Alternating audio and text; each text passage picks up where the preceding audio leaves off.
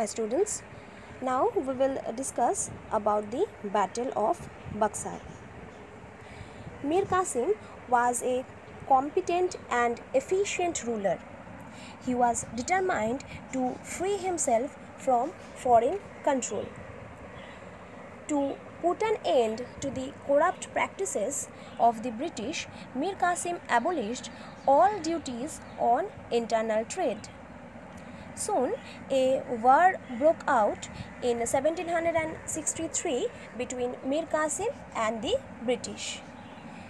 As a result, the Nawab was defeated. Mir Qasim fled to Awadh. There he joined forces with Sujauddaulah, the Nawab of Awadh, and with Shah Alam II, the Emperor of Delhi.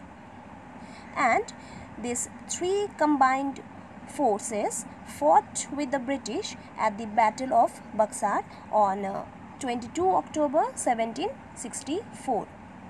But the combined Indian army lost the battle. Now, Mir Qasim lost all hopes of curbing the British. In fact, with the fall of Mir Qasim, the era of independent Nawabs ended in Bengal. The victory of the British in the Battle of Buxar laid the foundation of British rule in India.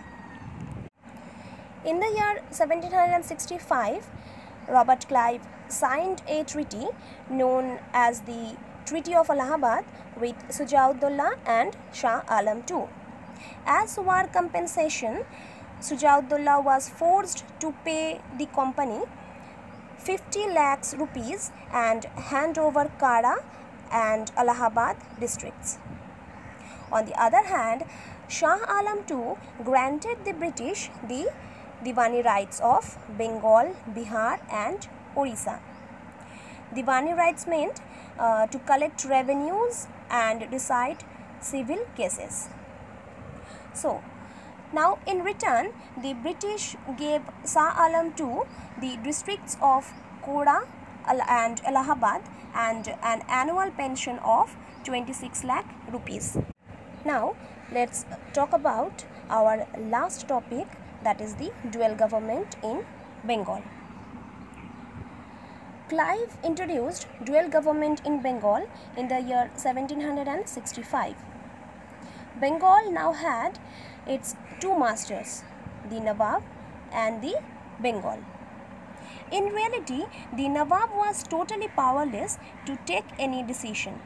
The British were the actual center of power and authority and the virtual rulers of Bengal.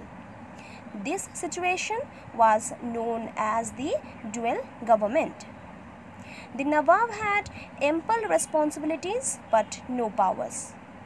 On the other hand, the company had ample power but no responsibilities, since the administration was run in the Nawab's name. This system of dual government collapsed the administration and economy of Bengal. In the year 1772, the Court of Directors of the British Company appointed Warren Hastings as the governor of Bengal. He abolished the dual government and Bengal was brought under the direct and complete control of the company. So my students, here only I am concluding this chapter. Go through the chapter properly and write the question answer.